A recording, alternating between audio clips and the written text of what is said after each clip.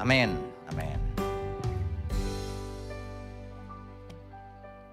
Selamat pagi, shalom Bapak Ibu. Saudara, tema kita pada pagi ini adalah motivasi yang kudus. Sebelum kita beranjak lebih jauh, kita harus mengerti kata kudus itu apa sebenarnya. Kata kudus itu berasal dari bahasa Ibrani kados. Kados. Bahasa Yunaninya hagios. Artinya murni. Murni itu tidak ada campuran. Bersih. Blameless. Tidak ada noda. Properly. Benar. Ya. Artinya juga yang lain berbeda.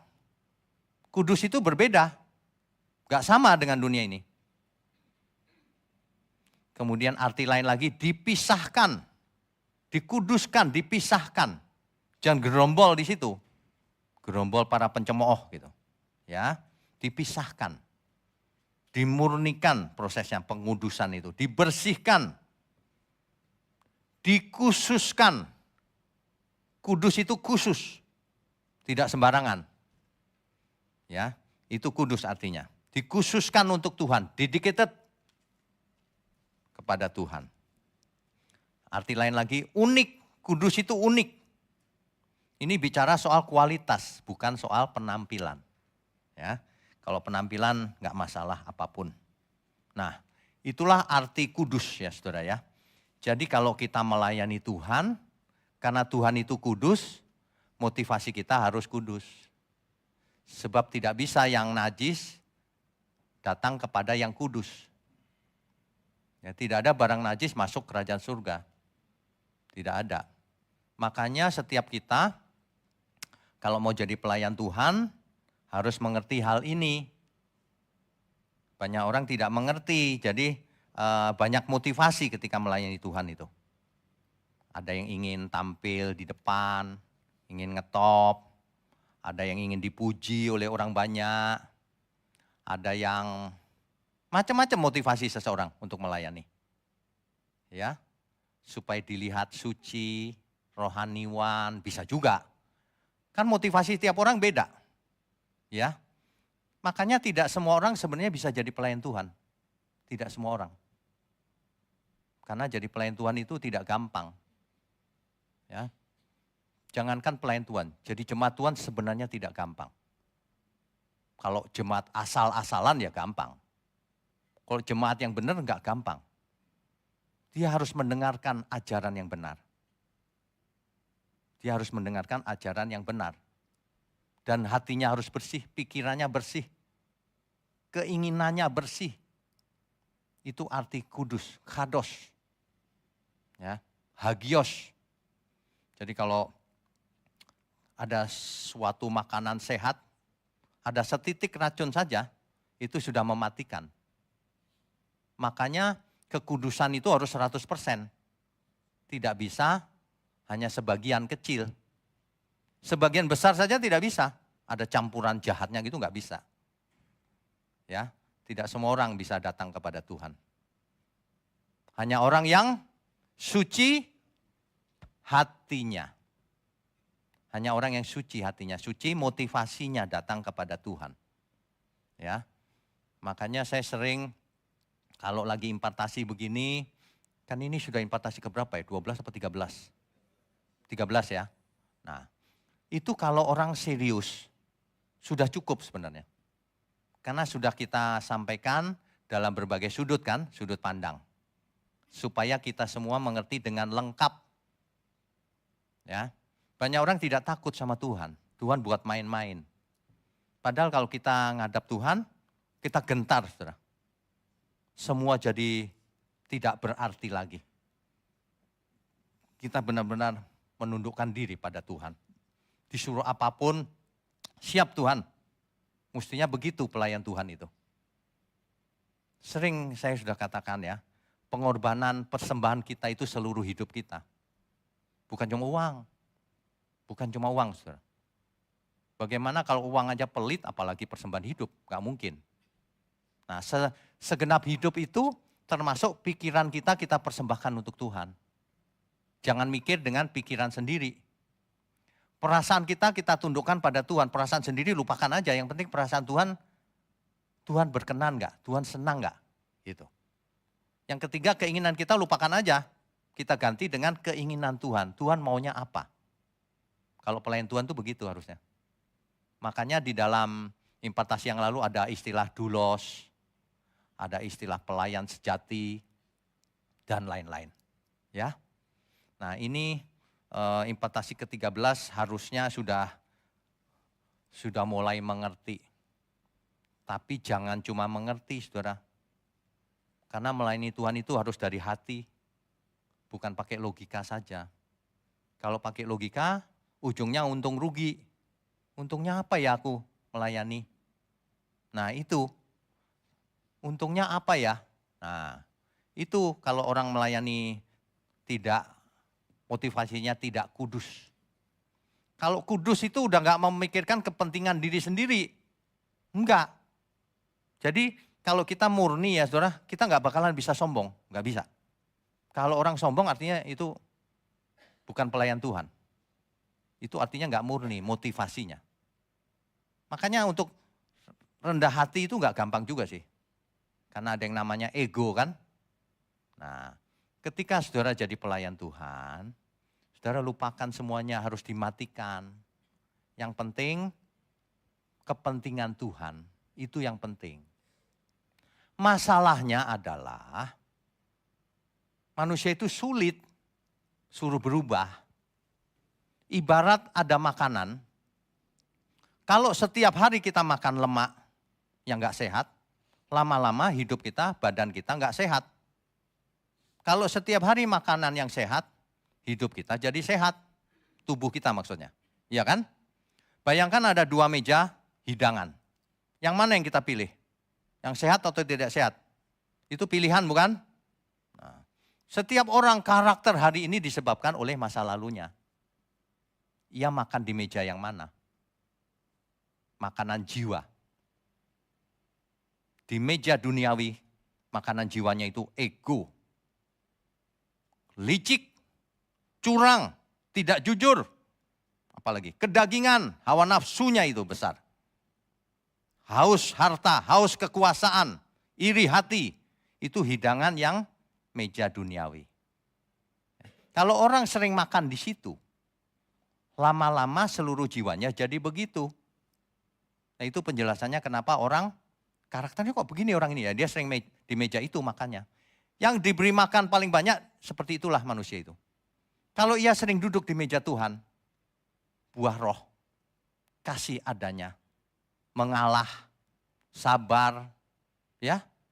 Kemudian jadi berkat kemanapun pergi. Apalagi buah roh semuanya.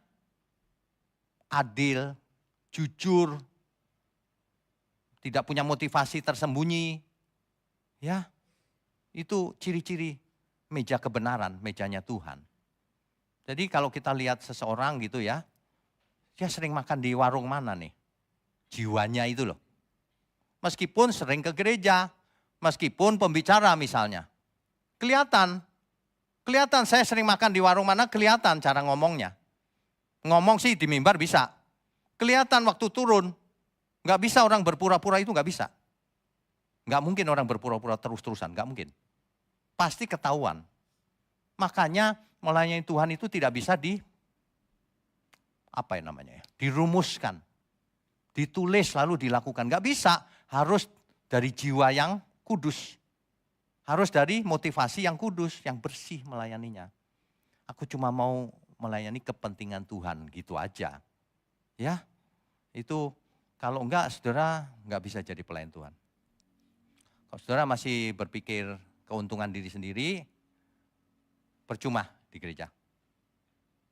Makanya itu penjelasannya, ada banyak kasus di gereja, kalau dibandingkan orang sekuler lebih baik. Iya banyak. Itulah yang menjadi sandungan dunia ini. Jadi pelayan Tuhan tapi jadi sandungan. Mendingan jangan jadi pelayan Tuhan kalau jadi sandungan. Karena orang yang lihat, males aku ke gereja. Orangnya begitu, lebih baik aku yang gak kenal Tuhan. Saya udah sering loh dengar begituan.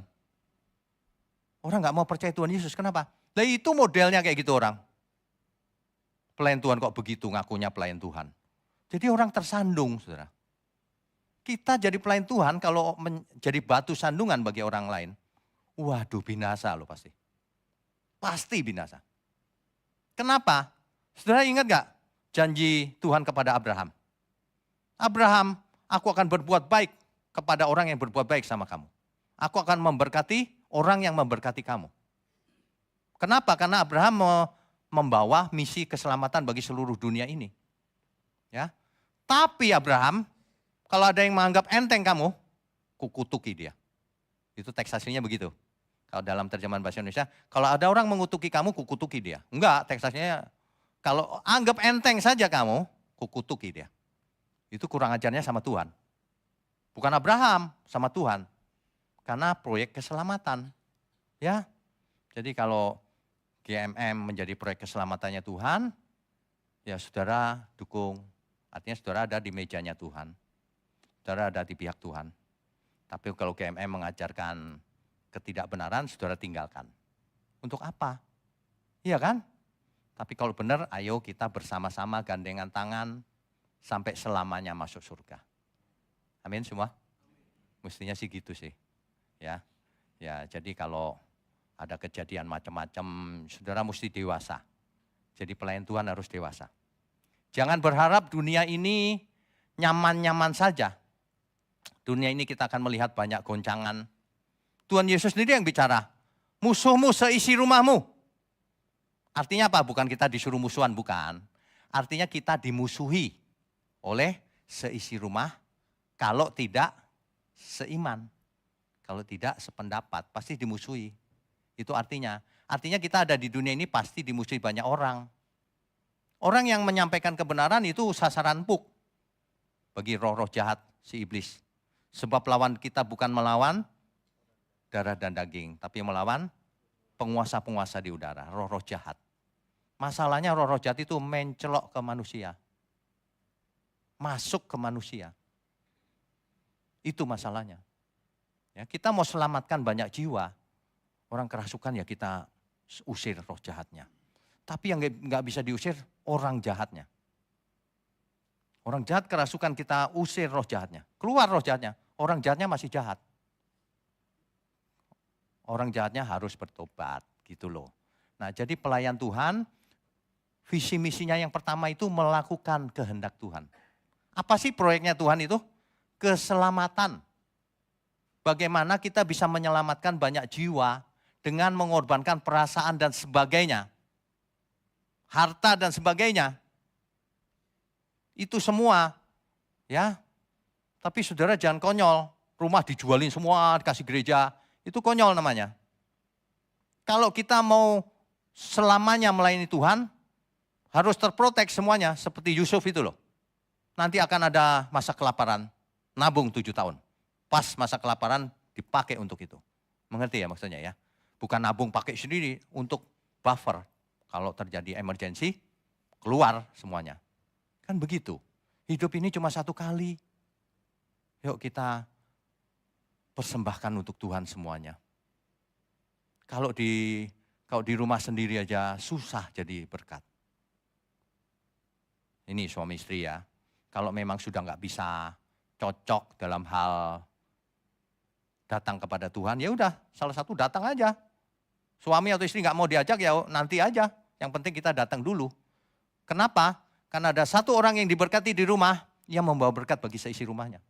Suatu hari masih ada kemungkinan. Kalau dua-duanya udah nggak bertobat ya seisi rumah binasa. Tapi kalau ada satu yang jadi berkat, itu dia. Makanya kalau ada orang benar di mana, di situ berkat dicurahkan Tuhan. Amin ya. Jadilah orang benar. Supaya kita ada di mana, disitulah berkat dicurahkan Tuhan. Karena orang benar, bukan karena sekelilingnya. Seperti Yusuf. Yusuf ada di mana? Di penjara, orang-orang penjara diberkati. Ada di rumah Potifar, Potifar diberkati. Ada di Mesir, penguasa, Mesir diberkati ketika itu. Mestinya kita ada dimanapun, biarlah berkat Tuhan mengalir melalui kita. Semua orang diberkati. Enak kan? Jangan kehadiran kita membawa kutuk. Tiap kali ada orang ini, kacau dunia ini. Jangan begitu. Itu namanya jadi batu sandungan. Itu loh, hidup cuma satu kali. Mari kita bertobat, berpikir jernih, ya. Mari kita berpikir kebenaran sesuai fakta. Jadi nggak usah berteori, berhalusinasi sendiri. Nggak usah, saudara, hidup cuma sekali. Yuk kita sama-sama bertobat. Ini GMM ini saya lihat di proses Tuhan luar biasa loh. Nggak ada cita-cita buat GMM. Jadi kalau ada, wah itu diserang hebat sekali sama roh jahat. Dengan berbagai cara. Itu hebat sekali serangannya. Dan kita nggak boleh nyerah. Tapi kita berserah. Itu beda loh ya. Kita berserah sama Tuhan. Kita lakukan bagian kita, hasilnya kita serahkan ke Tuhan. Nggak boleh satupun dari kita yang menyerah. Ada amin semua? Mestinya begitu. Hidup cuma satu kali. Mari kita hidup di jalan Tuhan. Mari kita selalu makan di meja Tuhan. Jangan makan di meja dunia. Setiap hari. Apapun yang ada di dunia ini jangan mengganggu kita. Kita tetapkan. Ya. Jangan melihat ke kiri ke kanan, lurus saja lihat Tuhan Yesus. Sebab dunia ini gak bisa diharapkan. Dunia ini penuh dengan kejahatan. Di mana-mana. Penuh dengan kejahatan. Kitalah yang harus jadi berkat. Di mana kita ada, orang melihat secercah cahaya. Cahaya kebenaran. Itu. Jadi kemana kita pergi, ingat baik-baik. Kita harus jadi secercah cahaya. Dalam bahasanya Tuhan Yesus itu, jadilah garam dan terang dunia. Sebab dunia gelap butuh terang kan? Siapa lagi kalau bukan kita yang mau jadi terang? Orang dunia mah gak peduli. Mau korupsi, mau apa, yang penting aku kaya raya, jalan-jalan habis itu menikmati hidup sendiri, gak peduli pekerjaan Tuhan. Malah merugikan pekerjaan Tuhan. Udah gak mendukung, merugikan lagi. Waduh, ngeri. Ngeri saudara. Hidup cuma satu kali loh ya. Saya sering ngomong hidup cuma satu kali loh ya. Dan itu benar. Alkitab berkata, karena manusia hanya mati satu kali, hidupnya satu kali. Setelah itu dihakimi. Jangan sampai kita melewatkan kesempatan yang luar biasa ini. Kalau kita ada di GMM itu bukan kebetulan. Kita lihat masa depan bersama Tuhan. Amin semua? Kita lihat saja. Makanya banyak orang gak mengerti ketika saya bicara bahwa hidup ini menarik. Enggak menarik Pak, banyak masalah. Kamu salah, hidup ini menarik. Justru ketika kita ada di lembah kekelaman, kita buktikan iman kita. Gadanya dan tongkatnya yang menghibur aku. Gitu. Praktek saudara, jangan berteori. Sejak dulu sekolah minggu sampai hari ini gede begini. Udah gak kecil lagi, masih suka berteori. Ayo kita hidup yang benar. Amin saudara. Amin, beri kemuliaan untuk Tuhan. Bapak Ibu, saudara, mungkin ada pertanyaan 1-2 boleh sih, nggak apa-apa, impartasi kan? Silakan. Kalau ada. Oh, Pak Siswanta, silakan Pak. Shalom Pak Gem. Shalom. Pak Gem, bicara kekudusan murni ya Pak ya? Ya. Hados, hagios. Tema baptisan api itu juga temanya tentang pemurnian. Betul. Dan pertentangan Pak. Betul. Jadi apa baik juga ya Pak Gem kalau pelayan-pelayan Tuhan kita ini, GMM ini dilengkapi dengan tema baptisan api. Oh boleh, nanti baptisan api itu nanti dikhotbahkan khusus baptisan api. Iya Pak. Ya. Itu saja Pak. Ya. Terima kasih. Ya. Jadi Alkitab berkata gini firman Tuhan. Karena setiap orang harus menanggung penderitaan. Tapi penderitaan yang benar ya. Bukan penderitaan karena jahat, karena apa, bukan. Penderitaannya karena kita mau benar dimusuhin dunia. Karena kita anak Allah, kita menanggung beban banyak orang. Itu penderitaan tanda kutip. Harus diderita setiap orang. Makanya firman-Nya berkata, Ia menghajar anak yang dikasihinya. Kalau mau hidup gampang itu bukan anak Allah. Kalau anak Allah itu dihajar tanda kutip, didisiplin, dididik keras. Supaya apa? Bagaimana kita bisa karakternya berubah kalau nggak ada ujian? Nggak mungkin, bukan? Nggak mungkin. Makanya kita diuji oleh Tuhan terus-menerus. Itu terjadi sejak Eden sih, sampai hari ini dan seterusnya. Anak Allah yang maha tinggi turun ke bumi, diuji juga. Langsung head to head dengan setan. Makanya kita harus selalu ingat, hidup cuma satu kali, mari jadi pelayan Tuhan, persembahkan seluruh hidup kita. Kita berserah sama Tuhan. Sebab iman itu adalah penyerahan diri kepada Tuhan secara total. Itu iman. Tuhan Yesus sudah memperagakan, bukan kehendakku yang jadi, kehendakmu. Wow, mantap itu. Kalau orang sudah bisa begitu, ini jangan disalah mengerti ya, kalau gitu aku nggak kerja, biar kehendakmu yang jadi. Bukan. Kita maksimalkan apa yang bisa kita lakukan, setelah itu terserah Tuhan ya. Gitu. Lakukan PR-nya kita masing-masing.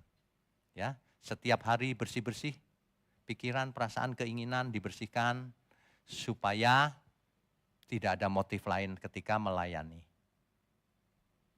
Untuk apa saudara datang ke sini melayani? Ditanya lagi motivasinya. Untuk apa? Ya, nanti biar jawaban itu menjadi perenungan saudara sendiri. Sebab impartasi ini sudah cukup rasanya. Saya nggak tahu sampai berapa impartasinya. Nanti lain kali tidak usah online. Karena percuma diteruskan, orang-orang nggak berubah. Nanti impartasinya intern aja, lokal. Ya, sebab tidak banyak orang saya lihat juga mau berubah. Begitu ya. Percayalah saudara, kalau Tuhan di pihak kita, makanya hidup ini jadi menarik. Kita tidak tahu apa yang akan terjadi, tapi kalau Tuhan beserta kita, hidup ini jadi menarik. Itu yang saya alami dari dulu, hidup ini menarik, padahal saya susah banget dari dulu. Ya, nggak pernah santai-santai, nggak pernah. Oke, amin, kita beri kemuliaan untuk Tuhan. Saya undang semua untuk bangkit berdiri. Tuhanlah perlindunganku. Bisa ya?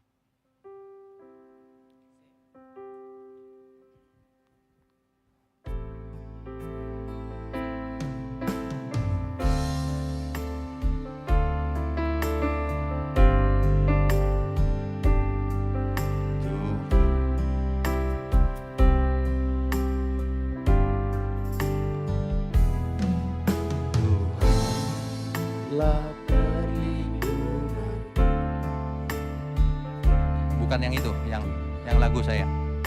Yang lagu saya.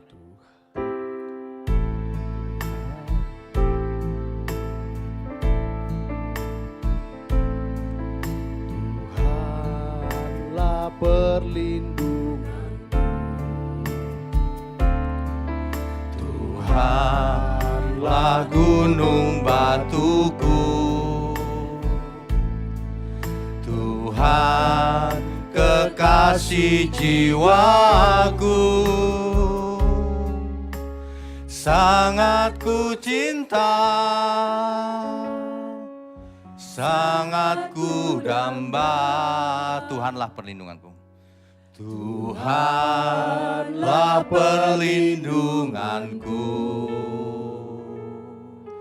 Tuhanlah gunung batuku, Tuhan kekasih jiwaku, sangat ku cinta, sangat ku damba. Jiwaku haus akan-Mu, oh Tuhan, karena anugerah-Mu ada keselamatan. Jiwaku haus akan, jiwaku haus akan-Mu. Dunia nampak tak berarti, Engkau kekasih jiwaku.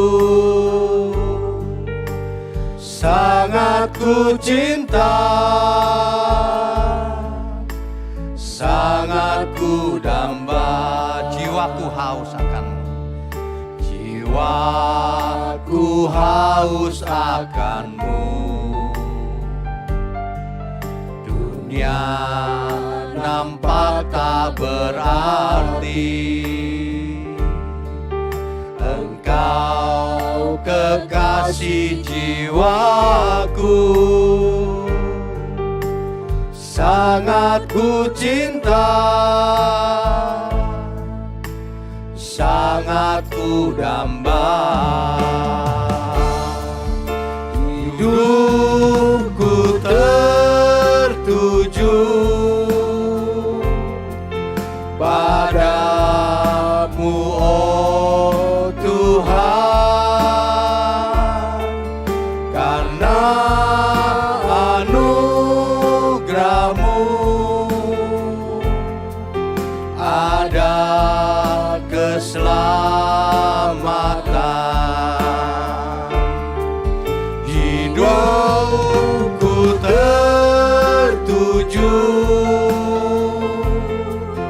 padamu, oh Tuhan, karena anugerah-Mu ada keselamatan.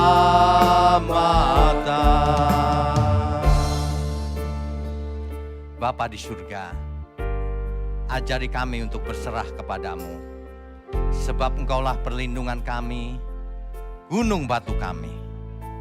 Tidak ada yang bisa menjatuhkan kami, Tuhan.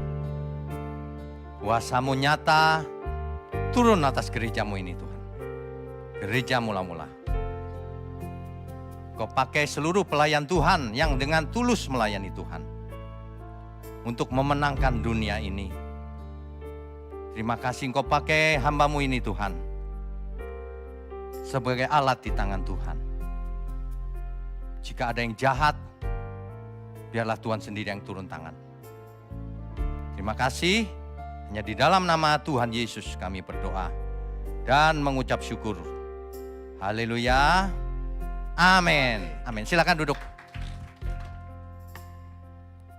Saudara sekalian, bicara soal kebenaran, setiap orang merasa benar. Makanya semua kecap dinomor satukan. Ada orang yang mengatakan saya paling benar, ini paling benar, itu paling benar. Mana sebenarnya yang paling benar? Oleh sebab itu, hadiri seminar 7 natur kebenaran dan aplikasinya. Seminar ini wajib dihadiri oleh para teolog, apologet, pengkhotbah, bahkan oleh para jemaat sendiri. Agar kita bisa membedakan manakah yang benar, manakah yang salah. Inilah alat uji kebenaran yang sangat objektif dan alkitabiah. Pastikan saudara ikut dan ajak seluruh saudara dan sahabat-sahabat. Bapak-bapak dan ibu-ibu yang terkasih dimanapun berada, yuk kita belajar pelajaran Alkitab bersama secara online. Setiap hari Rabu jam 7 malam bersama pendeta Bapak Wignio Tanto secara online, bisa melalui Zoom. Tetapi kita harus mendaftarkan dulu ke nomor berikut ini. Selamat bergabung dan Tuhan Yesus memberkati.